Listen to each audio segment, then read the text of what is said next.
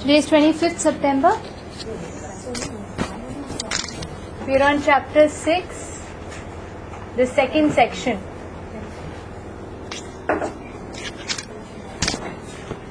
Each chapter has an acronym.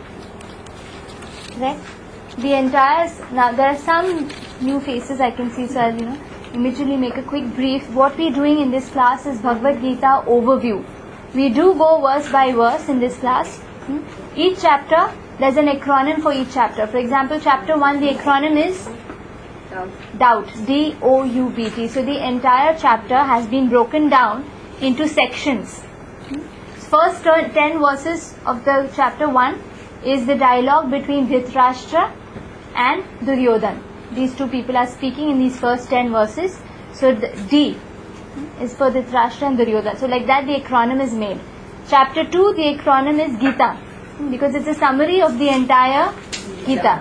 Chapter 3 is Tree, T-R-E-E, correct? Where T stands for Tyag, R stands for rungs of the ladder, E stands for exemplary. Is that right? And the next E stands for enemy of the soul, that is lust. Chapter 4 is Years, E-A-R-S, where Krishna speaks about TK, that is transcendental knowledge, which has to be heard. And then chapter 5 we did is Step, S-T-E-P.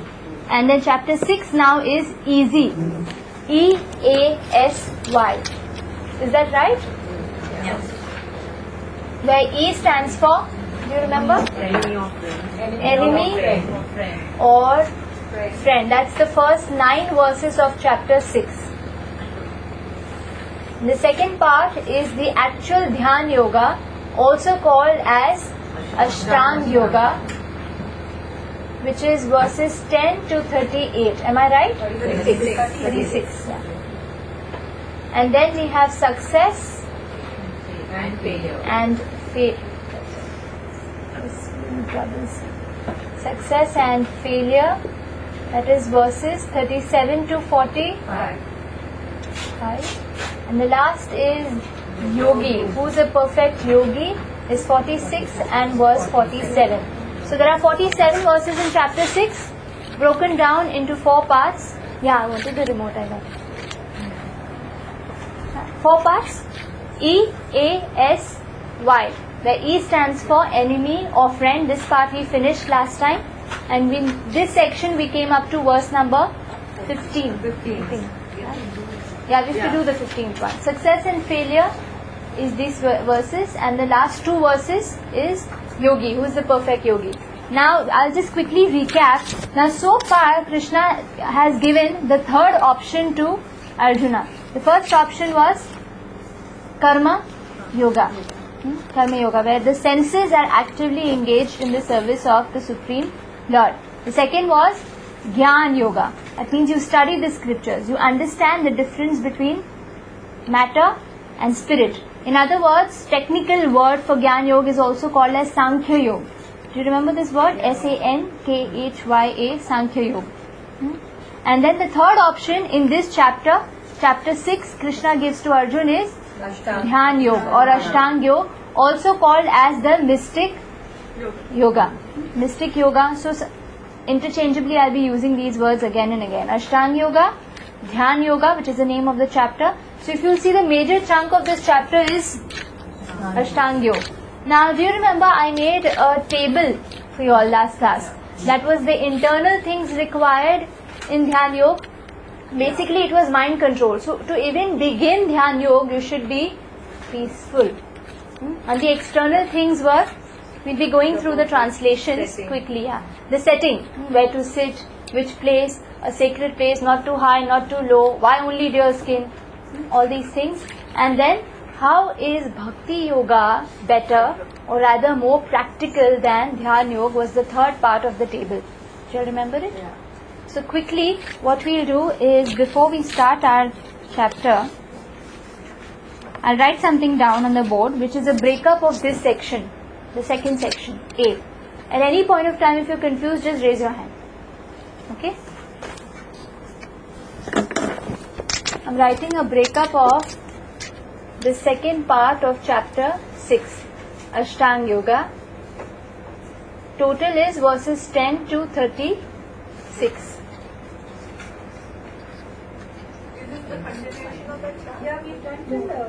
No, this is a breakup of this section. Continuation I'll be doing later. Yeah. Verses 10 to 17 in this section, Krishna teaches Arjun how to meditate. We'll be going through the translations for these. Verses 18 to 27, Krishna is telling Arjun what is the perfectional, or how to reach the perfectional stage of this Ashtanga Yoga. Is that okay? I'll just add in brackets. How to meditate and how to reach perfectional stage of Ashtanga Yoga. And 28 to 32, Krishna emphasizes that perfection of Ashtanga Yoga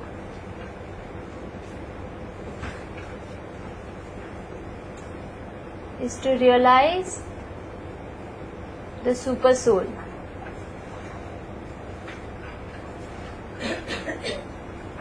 Last is 33 to 36 will be Arjuna's analysis.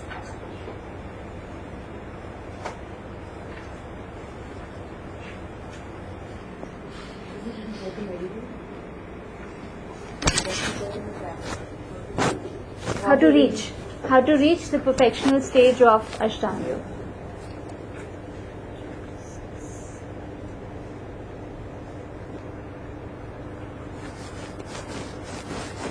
Done? We'll start with our prayers. Introduction, page number 1 in your Bhagavad Gita.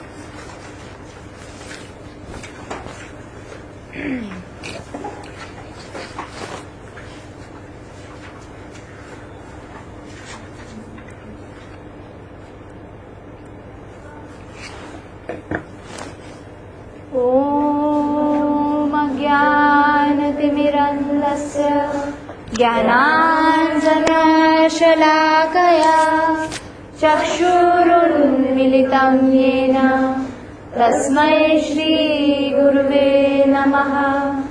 Shri Chaitanya Manohishtam Sthapitam Yena Bhutale Swayam Rupaha Kadamahyam Dadati Swapadantikam Vandeham Shri Guru Shri Yuta Padakamalam Shri Guru Vaishnavamscha Shri Rupam Sagrajatam Sahagana Raghunathanvitam Tam Sajivam Sadvaitam Savadhutam Parijana Sahitam Krishna Chaitanya Devam Shri Radha Krishna Padam Sahagana Lalita Shri Vishakhanvitamscha.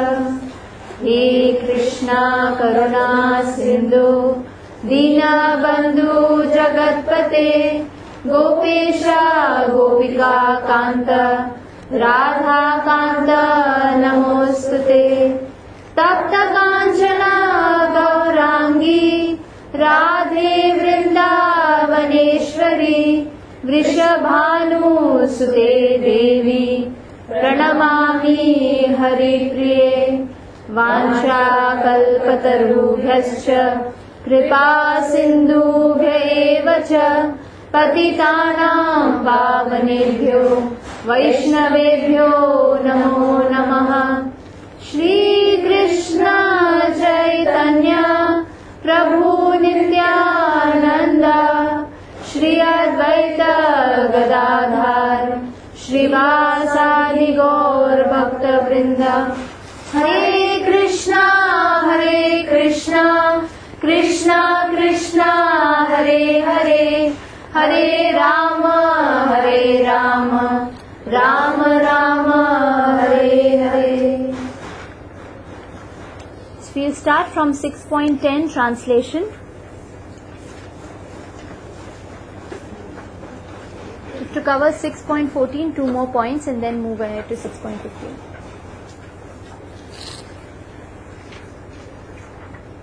Are we there? Chapter 6, verse number 10.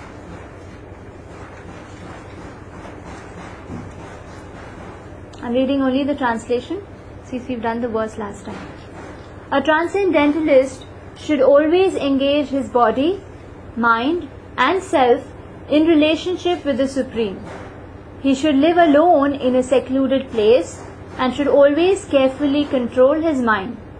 He should be free from desires and feelings of possessiveness. That means to even begin Dhyan Yoga, these are the criteria.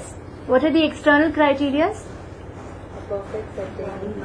Yeah, the perfect setting. That means first external criteria is you have to go to a secluded place like a forest.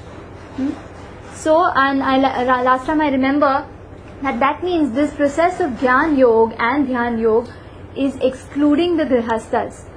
Do you understand? Can you take your family and set up your kitchen and bedroom and everything in the forest? Because I don't see that here. Yeah. So the thing is that the first thing is it's excluding the Grihasthas. And that's why I'm breaking the suspense that in the end, when we come to Arjuna's analysis of this yoga, he deems it impractical for him. Because he already has 4 wives and the children. Correct? If he has to go into seclusion today, is it practical? Not for him. Not for us either. Right? Still Krishna is giving this option since it was practiced in Satya Yuga. Meditation, as in the Yuga cycles, it was practiced in Satya Yuga. Do you remember? In Treta Yuga it was fire sacrifices, the yajnas, and in Dwapar it was deity worship, and in Kali Yuga it is chanting the Hare Krishna Mahamantra. Right. So now we go to the next. 11 and 12 are together. So I'm reading that. To practice yoga, is everyone there? One should go to a secluded place again and should lay kusha grass on the ground and then cover it with a deer skin. Why only deer skin? Why not tiger skin or anything else? Because deer skin has a certain chemical effect. It repels snakes, it repels other insects. So deer skin is recommended, not any other skin. And a soft cloth, preferably cotton. The seat should be neither too high nor too low and should be situated in a sacred place. That means some dham, not just any city or not just our terrace or something. It has to be a dham, it has to be a sacred place. The yogi should then sit on it very firmly and practice yoga to purify the heart by controlling his mind, senses and activities and fixing the mind on one point. Correct? Can we go to the next? 13 and 14 are again together.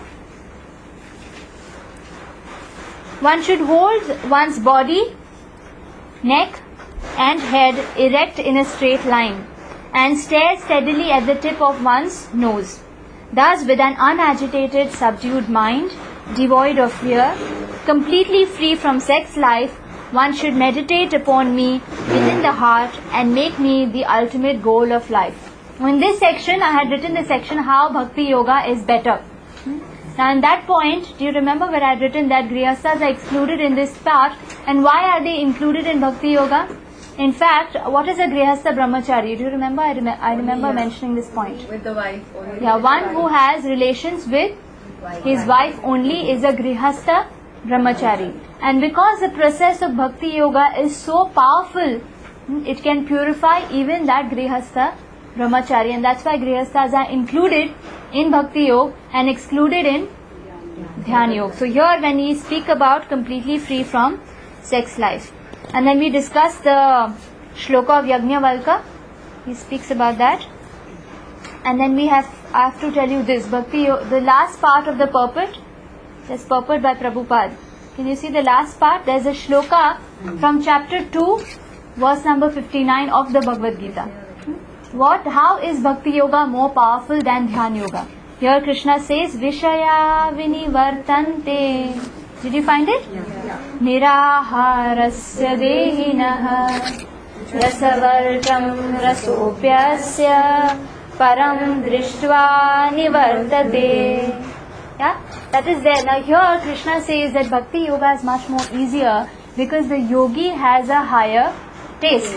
And I always give this example. It's a very jaded example now. Peanuts and cashew nuts. Which one would you select if you have a bowl in front of you? There is peanuts and there is cashews. Someone would go for cashews because they are more tastier, they're yummier. In fact, if you have salted and roasted cashews, that becomes even more yum. Yeah. So is it that you're giving away, or there's a tyag of the peanuts, there's a tyag of the unroasted, unsalted cashews? No.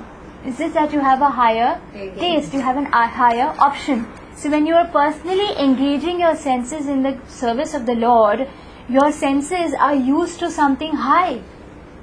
So something as low as sexual act does not attract the yogi that much as it would someone who doesn't have this higher taste or higher engagement for his senses.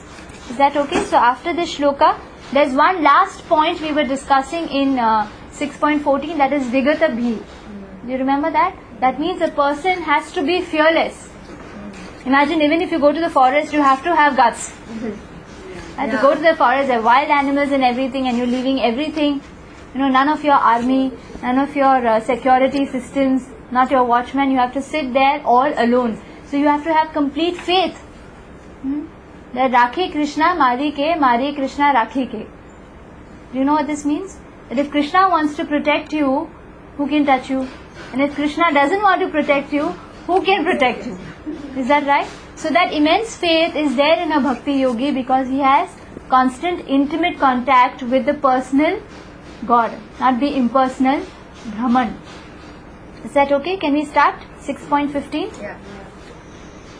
Yunjanevam sadatmanam Yunjanevam sadatmanam yogi niyatamanasah yogi niyatamanasah shantim nirvana paramam shanti nirvana paramam matsamsthamadhigacchati. Matsamsthamadhigacchati.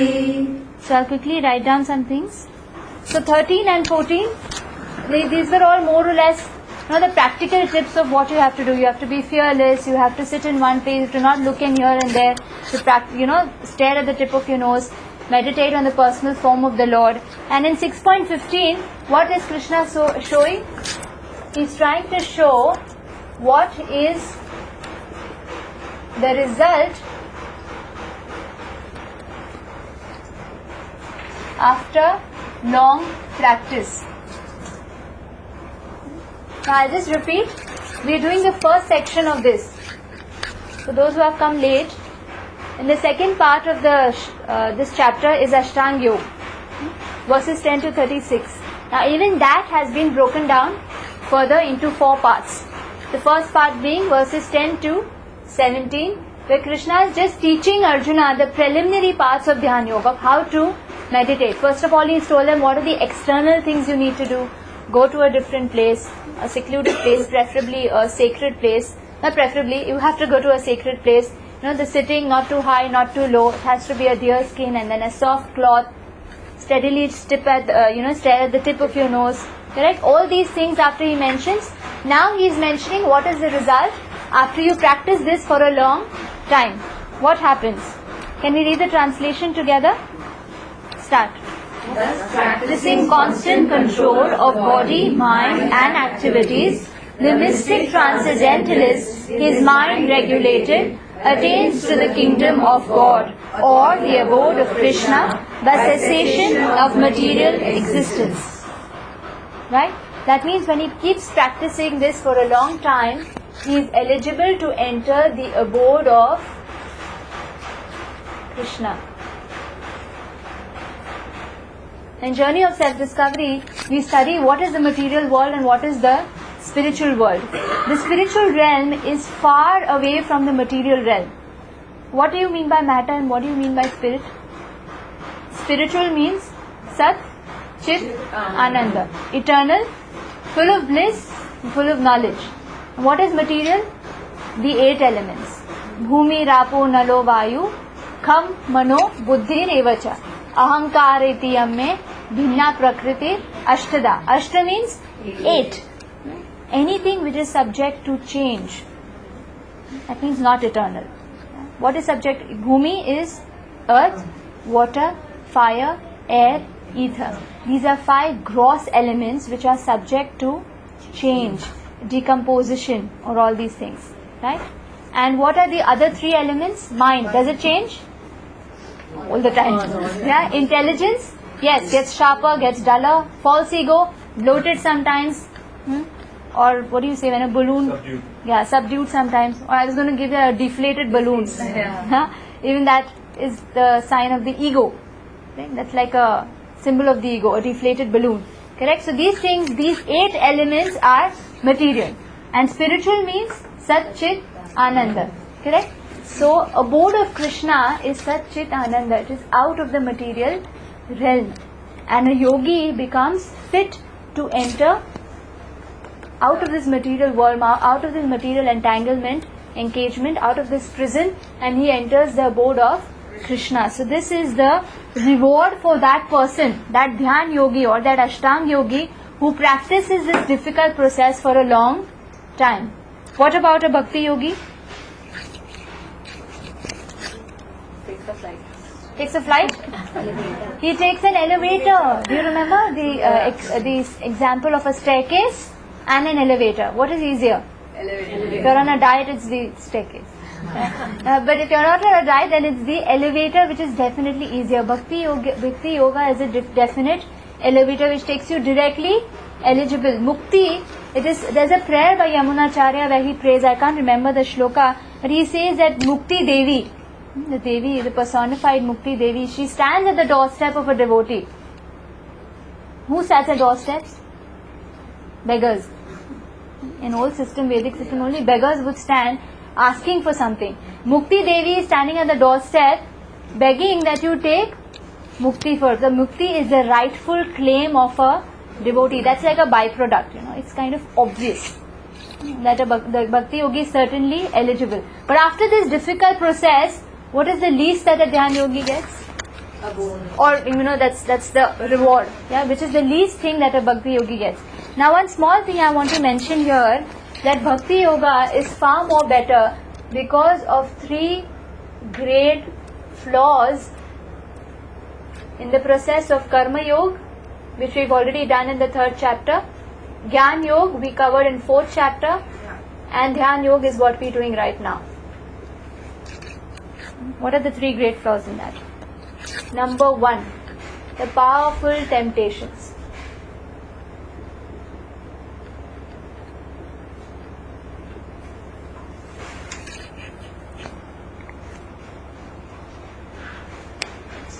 What are the powerful temptations? The powerful temptations that are there. Number 1, in Karma Yoga, what is the powerful temptation? You can get attached to fruits. 2nd chapter, verse number 47. Does someone remember that? Starts with Karmanye Vadikarase Ma Phaleshu Kadachana Ma Karma Phala Heturbhur. It's basically meaning that you're not entitled to the fruits of your actions. Is it easy to not be attached? After all the endeavor, is it easy to give up your fruits? No. In fact, the very motivation is the fruits. So that's the flaw in Karma Yoga. It's a powerful temptation to be attached to the fruits of our endeavor. It's a flaw in keeping in mind the Kali Yuga, right? All yugas. All Yuga. Even a yogi, say Gyan Yogi, what is his flaw?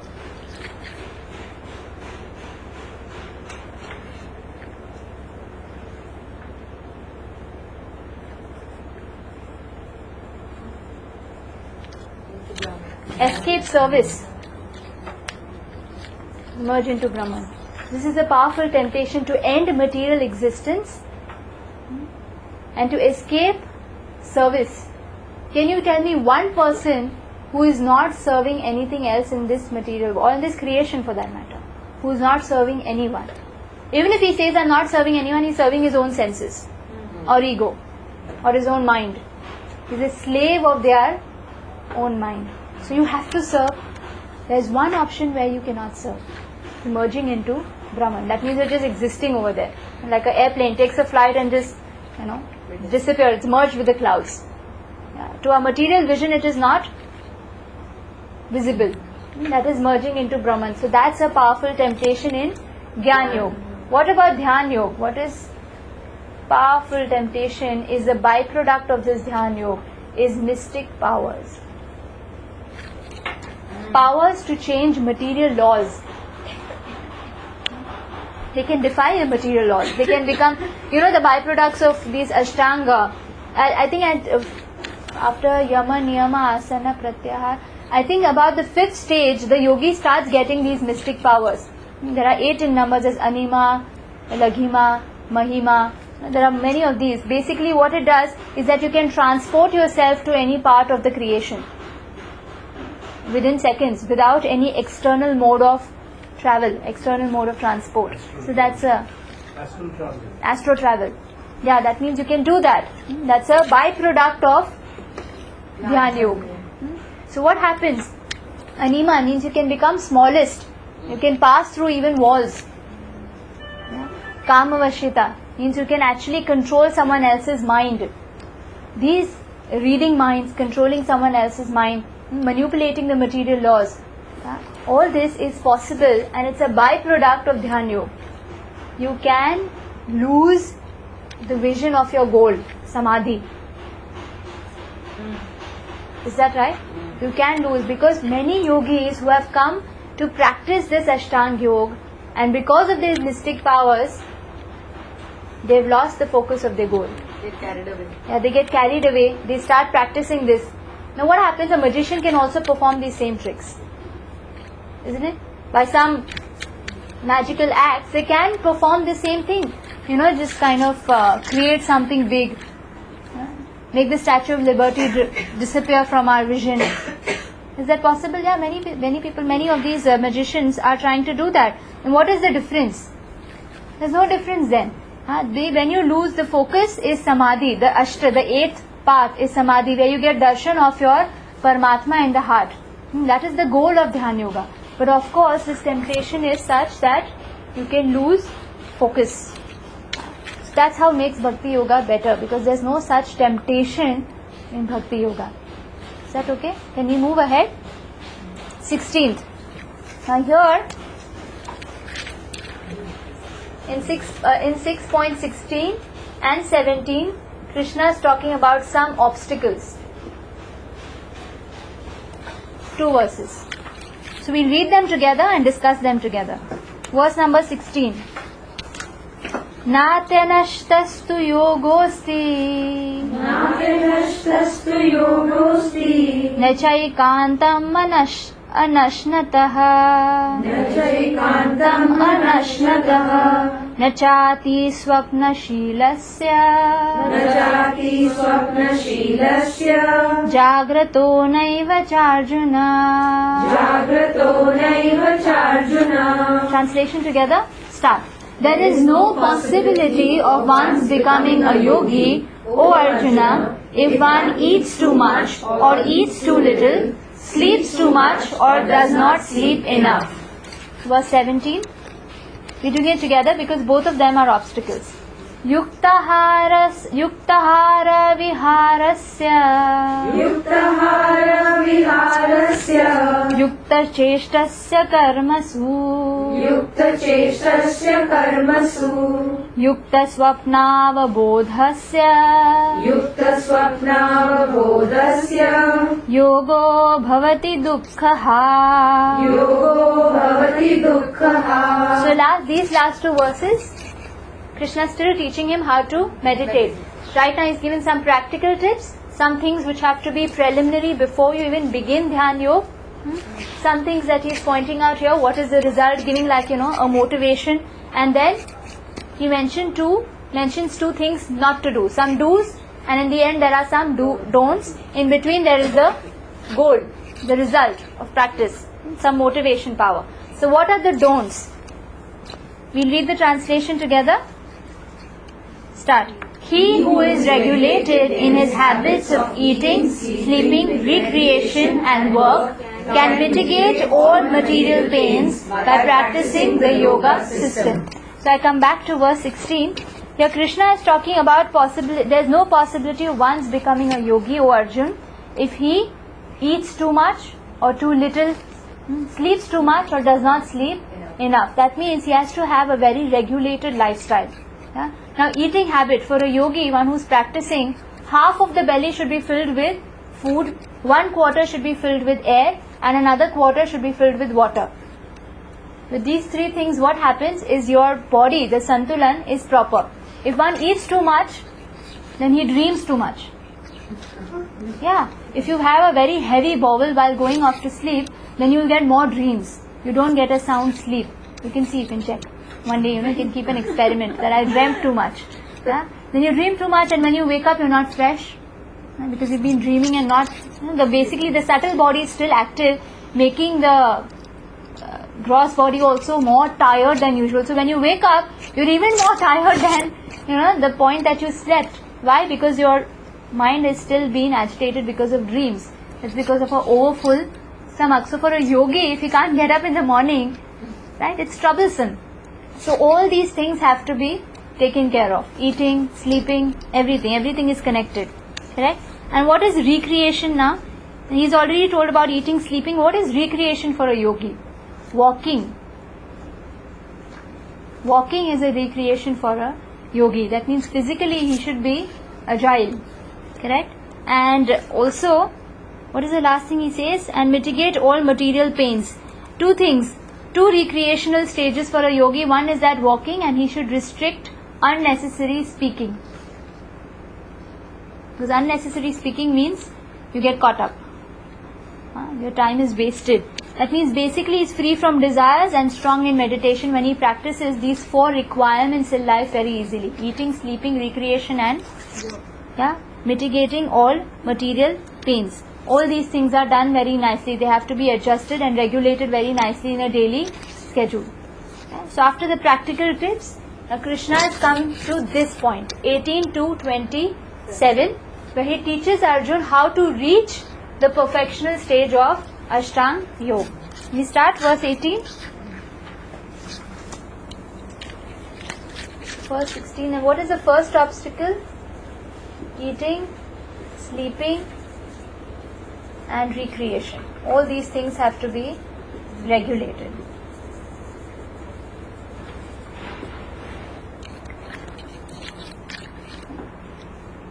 Actually, even in Ayurveda, it is mentioned that you should not eat full belly. You should always have half of what your hunger is there. Because if there is disturbance in the air in your body, then you cannot function properly. 6.18 Perfectional stage of Ashtanga Yoga. Can we start? Yada viniyatam chittam Atmanyeva vatishtate Nispriha sarva kamebhyo Yukta iti yuchyate tada.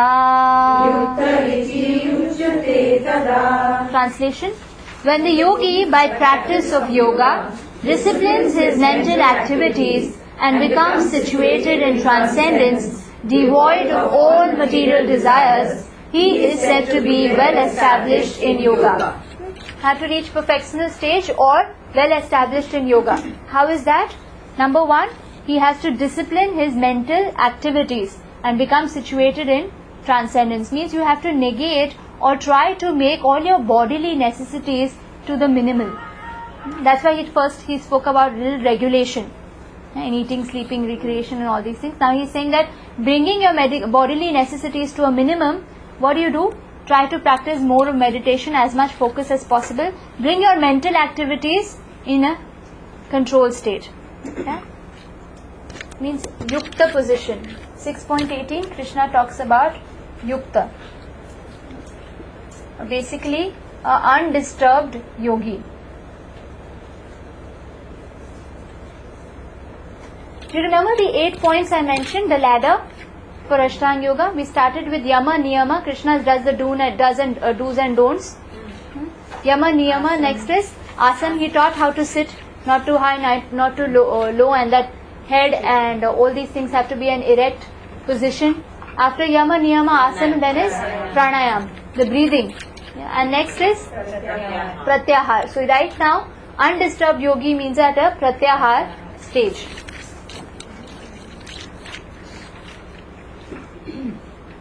Here there is a beautiful shloka from Shrimad Bhagavatam, 9th canto, 4th chapter. Can you see? There are three stanzas.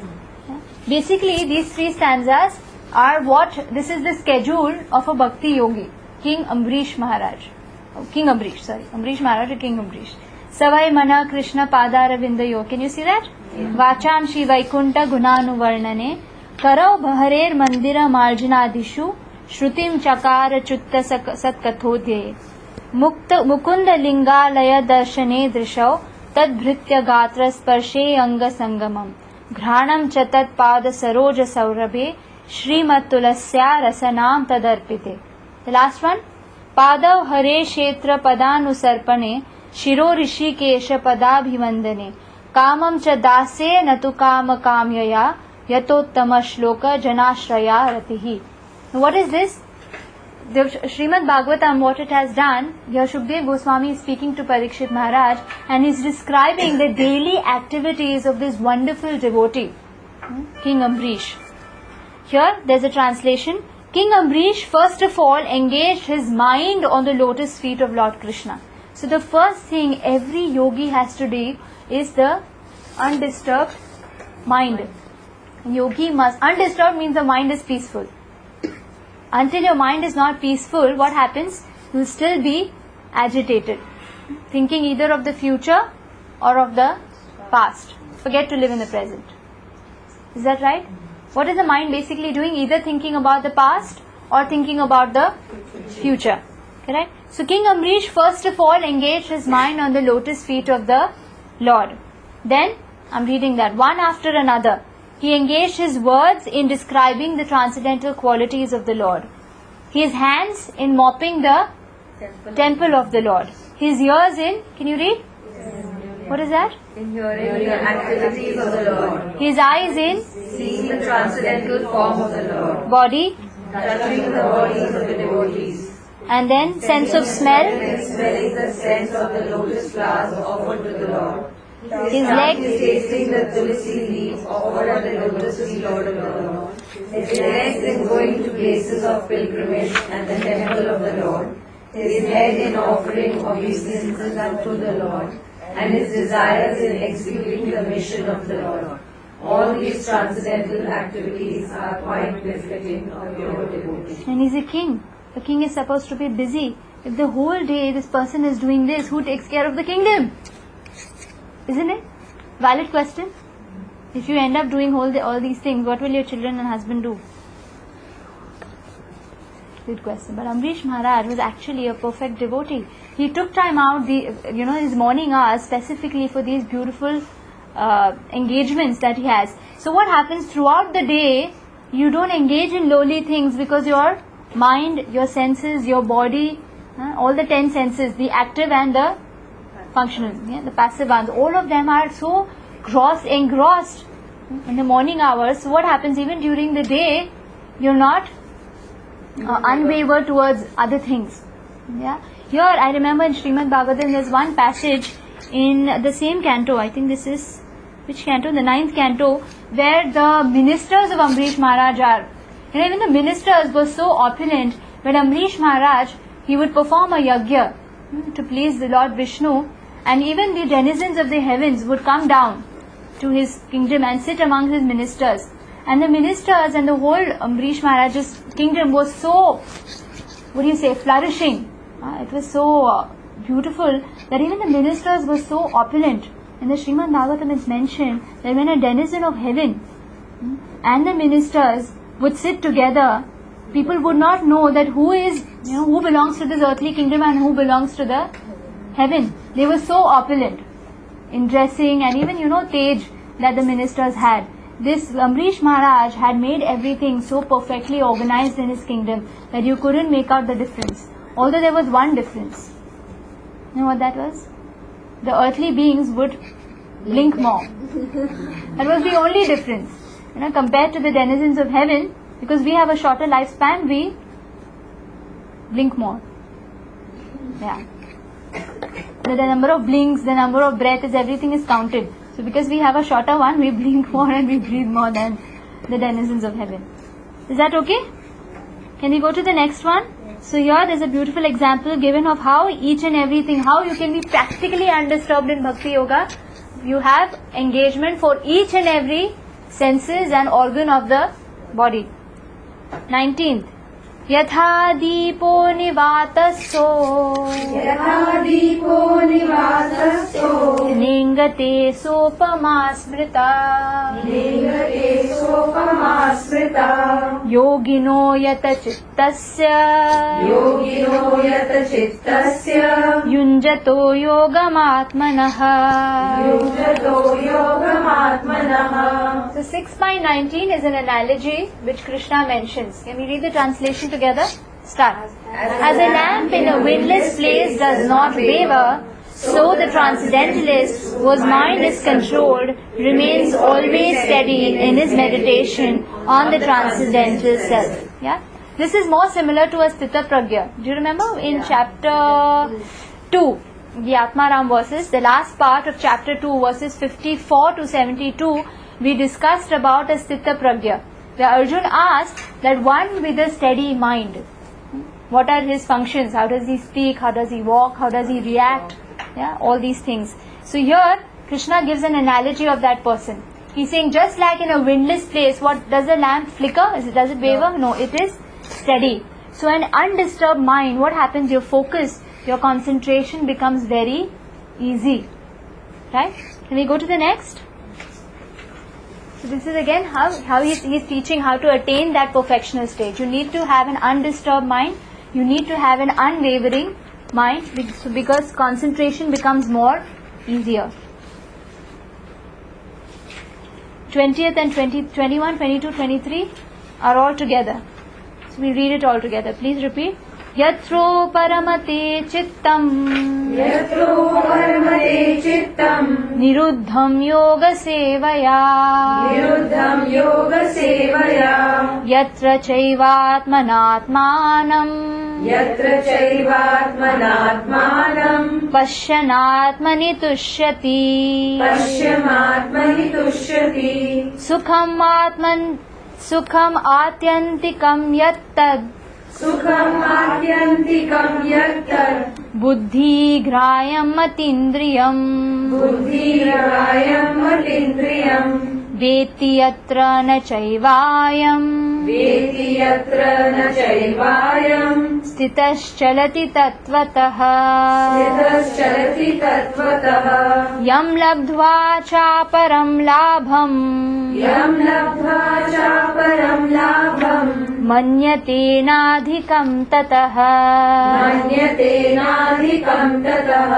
yasmin stito na dukkhena gurunapi vichalyate tam vidya dukkha samyoga yogam yoga samnitam viyogam yoga samnitam. Translation is pretty long. Read it together. Start. In the stage of perfection called trance or samadhi, one's mind is completely restrained from material mental activities by practice of yoga. This perfection is characterized by one's ability to see the self by the pure mind and to relish and rejoice in the self. In that joyous state, one is situated in boundless transcendental happiness, realized through transcendental senses.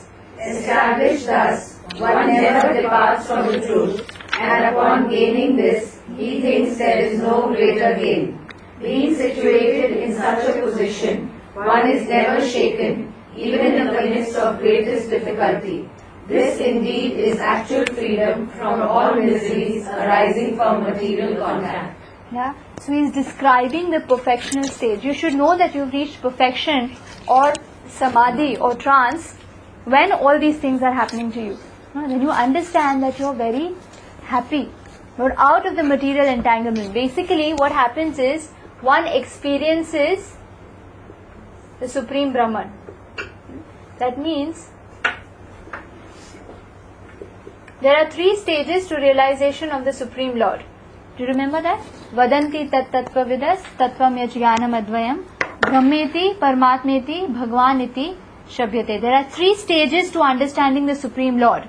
The first stage is Brahman, the effulgence which comes out of the Supreme Lord.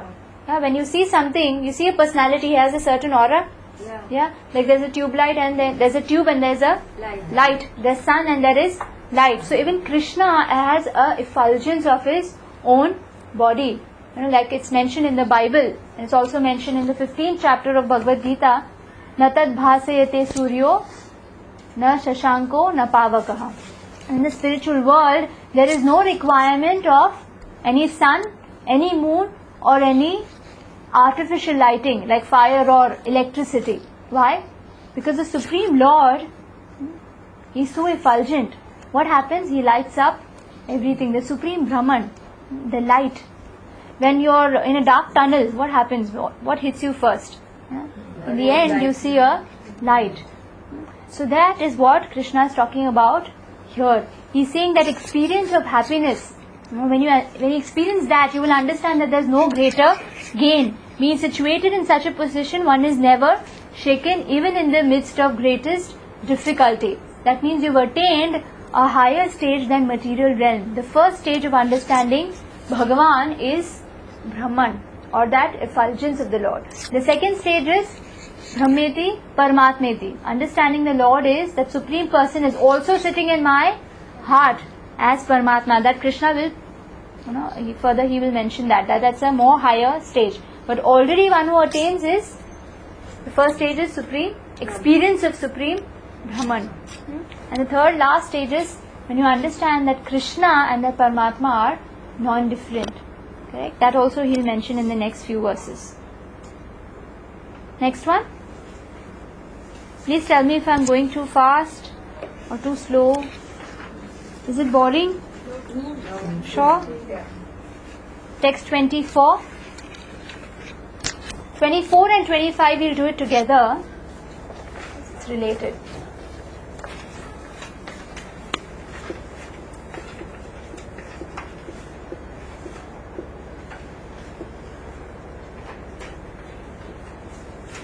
This describes the advanced stage of Ashtanga Yoga. Methods to attain that. Text 24. Sanishchayena yuktavyo yogo nirvinna chetasa sankalpa prabhavan kamam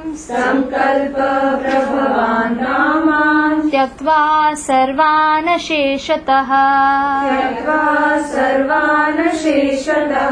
manasaivendriya gramam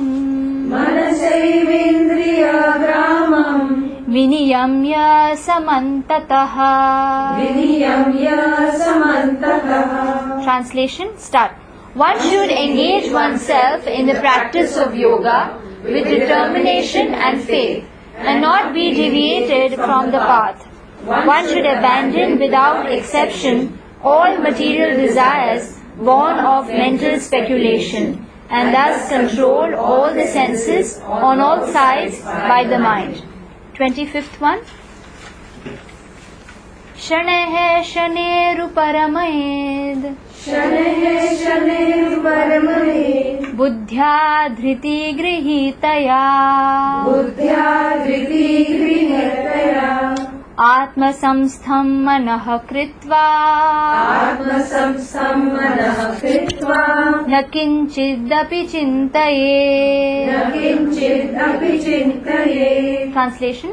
Gradually, step by step, one should become situated in trance by means of intelligence sustained by full conviction, and thus the mind should be fixed on the self alone and should think of nothing else. So these are how you come to the advanced stage. Number 1, Krishna says here, one should engage oneself faith, number 1. Number 2 being determination. Is that right? Anything else? Not be deviated from the path. One should abandon without exception all material desires born of mental speculation, thus control the senses on all sides. So here these two are related very intimately. Without faith one cannot be determined. It's very difficult. Unless I don't understand that this thing is very important for me. I have faith that by this process I am certainly going to be much better than what I am now. Can you be determined to follow that path? Yeah. Very difficult. You must have that faith. So faith and determination go hand in hand. Correct? So, sometimes we think that why is this thing taking so long? Purification. Especially, when we come to chanting, we feel kuch nahi ho raha hai. We chant, thinking that we have to get instant, instant noodles, instant food, instant remote, instant, gearless cars. Everything is so instant. So even in Krishna consciousness, we want things instant. So this faith and determination is very important. The things will take time and I must keep going at it. Right? Not leave it. So that is, especially in the purport, Prabhupada mentions a very beautiful story of the sparrow and her eggs. Remember? It's a Panchatantra story. Where the sparrow lost her eggs to the ocean. And she wants it back. So what does she tell the ocean? Give it back. But the ocean laughs at her. I'm not going to give it back. So what does she do? She decides with faith and determination that I will dry up the ocean. So in her tiny beak, this sparrow, she starts drinking the ocean. And what happens? The ocean is laughing at her. And finally, the story of this determined sparrow reaches Garuda, her cousin, the eagle. And so then Garuda decides. He threatens the ocean, saying that if you don't give up, I will also take up the same task of drying you up. Now imagine, Garuda is so huge, and if he takes up the task of teaching Varuna a lesson, the ocean a lesson, the tough thing. So he gives back the sparrow the eggs. So God helps those who help themselves. So first we have to take that process with faith and determination. Seeing these two things, seeing our enthusiasm, what happens? Krishna blesses. He helps. And the 25th one, Krishna mentions a very nice verse. He says, Shane, Shane. What is this Shane? Means gradually. It takes time. Step by step. Correct? It's not that the next morning we wake up and I'm like, oh, I'm not the body, I'm the soul. It's like a slow and steady wisdom. Slow and steady. So this conviction and intelligence, that gradually, step by step, it will happen. Faith and determination can also be conviction, number 1, and number 2 is intelligence. By proper conviction and intelligence, one should gradually cease sense activities. This is again the pratyahara stage, where we are still practicing things.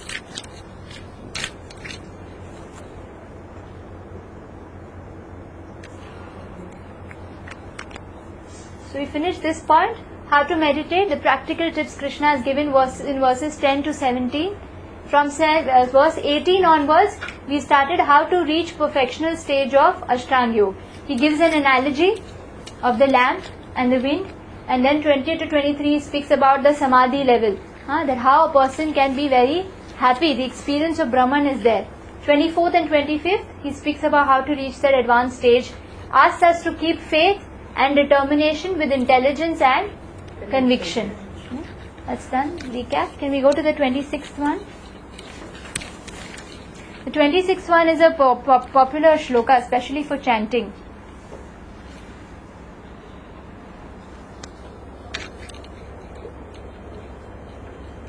It's the means for sure success.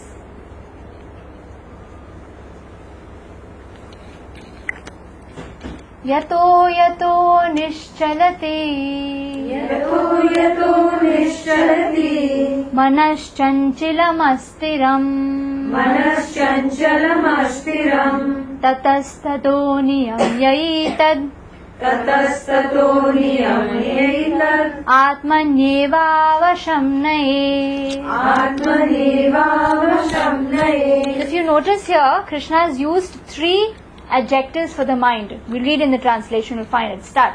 From wherever the mind wanders due to its flickering and unsteady nature, one must certainly withdraw it and bring it back under the control of the self.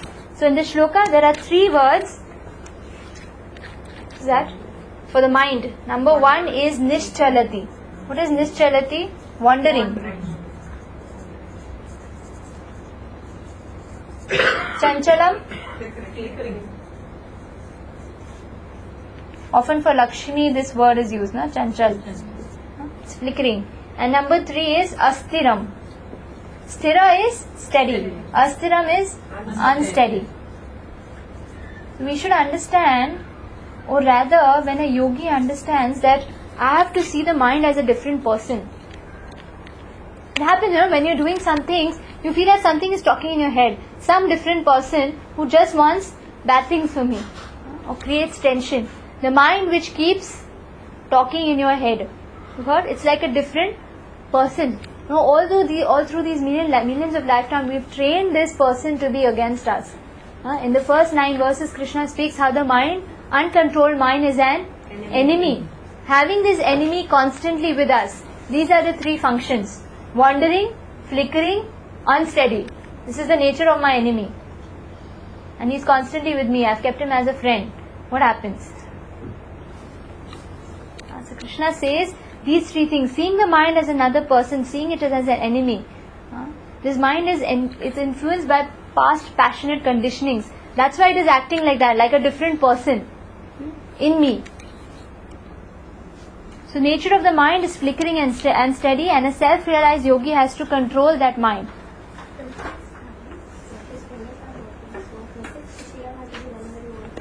Yeah, 12:30. Can you tell him? I'll message her. Is he in office?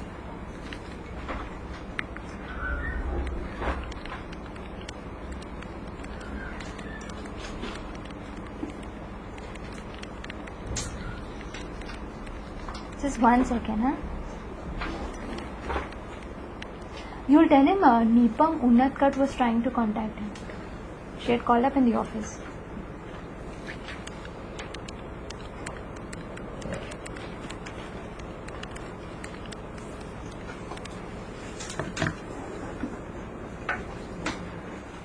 So after he says that if you control this mind with these 3 heavy adjectives of being wandering, flickering and unsteady, then there will be definite success. Verse 27, it's the last part of this, of the perfectional stage, how to reach. The last tip Krishna is giving Arjuna. Prashanta manasam henam yoginam sukham uttamam upaiti shanta rajasam brahma bhutam akalmasham. Translation. The yogi whose mind is fixed on me verily attains the highest perfection of transcendental happiness. He is beyond the mode of passion. He realizes his qualitative identity with the Supreme, and thus he is free from all reactions to past deeds. Right? So here he is defining what is a perfectional stage. Freedom from passion and ignorance. The yogi is happy because he is situated in Brahman. He realizes now here remember in Journey of Self-Discovery, we taught you all 4 types of rasas. Does anyone remember? Day 1. There's happiness on the physical stage, that the physical body can enjoy. Do you remember this? Mental, emotional. Yeah, there's physical, there's mental pleasure, there's emotional pleasure. Mental pleasure and emotional pleasure is the same. Then there's intellectual pleasure and there's spiritual pleasure. The first being physical. or Parthiva Rasa, called in Sanskrit. What is Parthiva Rasa? Parthiva Rasa means that all the senses in my body, my eyes, the ears, nose, tongue and skin is working perfectly. There's no defect in it. No medication required for these 5 senses. They're working absolutely perfect. Yeah, there's perfect tuning between the 5, and I have the resources also to enjoy. 5 senses, okay, kya? You should also have the resources to enjoy. Give me one person who has perfect physical pleasure. That means all that person's 5 senses are perfect, and he or she also has the resources to enjoy so much. Generally, you'll see one of the 2 cases. The rich man is there, he's eating soup, and his servant eats nice parathas. Isn't it? Always there. Why? Because something is wrong with his senses, and the servant has perfect senses, but the resources are not there. It has to depend on the mercy. So even Parthiva Rasa, or sensual pleasure, physical pleasure, is not available to the maximum thing. Okay, so here we are talking about physical, which is so gross. That is required. Now, what is more higher than physical pleasure? That is emotional pleasure. When you have very good relationships, means happiness on the mental platform. That could be exchanged through relationships, or even in heavenly planets. What they enjoy is on the mental plane. Sometimes when your relationships are very nice, when you have bodily difficulties, it's not so, endearing. It's not so endearing. And then, more higher, that emotional pleasure is intellectual pleasure. Sometimes when you're surfing the internet, you forget that, so much time has passed. You forget you're hungry. You forget people around you. You're just so engrossed. Either on a video game. You've seen children playing video games? Hours and hours pass and they're absolutely, stuck to that one position. Otherwise, to get them to sit quiet is so difficult. But just that intellectual engross, so much engrossing. So that's a much more higher pleasure than just physical or even mental or emotional pleasure. And what is more higher than intellectual pleasure or even Brahman pleasure is spiritual pleasure. Is when the soul gets his food, nourishment. That is spiritual pleasure, and that is available only through Bhakti Rasa. Not Gyan Yoga, not Dhyan Yoga.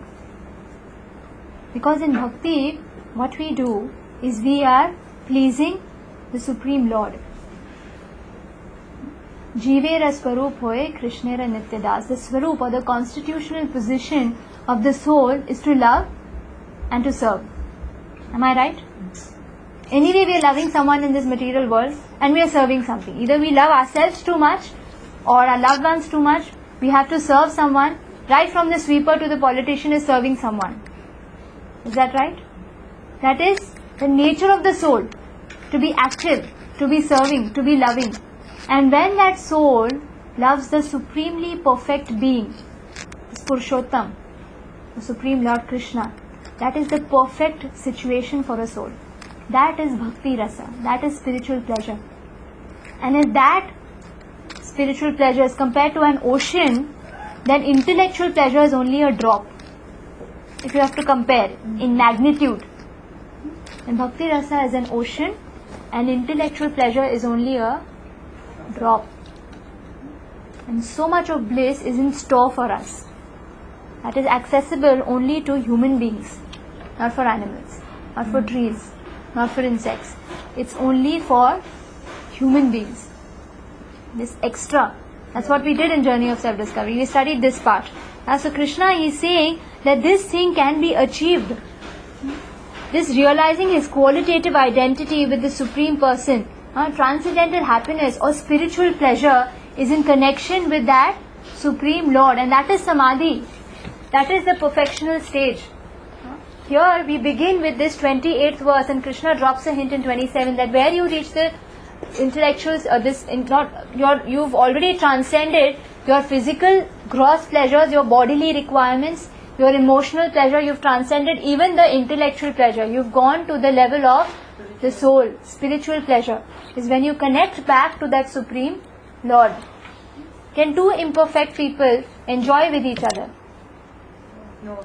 Yeah. At least one person has to be perfect. So our relationship with the Supreme Lord is perfect, because he has the capacity to satisfy us, our senses, our requirements. So relationship with him is absolutely perfect. That is spiritual pleasure, and that is what Krishna is saying is what a yogi must attain. That is perfectional stage. Yeah. So the next shloka is the next section.